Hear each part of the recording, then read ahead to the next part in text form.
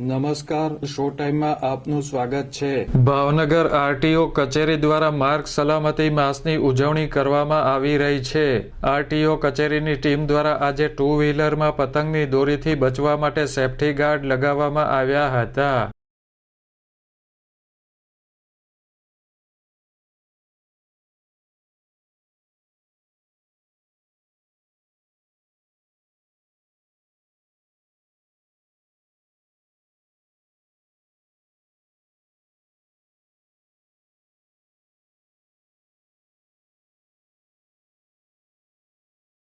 RTO કચેરીની team દ્વારા આજે કલેક્ટર કચેરી પાસે ટુ વ્હીલર ચાલકોને પતંગની દોરીથી ઈજા ન થાય તે માટે સ્કૂટર અને બાઇકમાં સેફ્ટી ગાર્ડ ફિટ કરી આપવામાં આવ્યા હતા।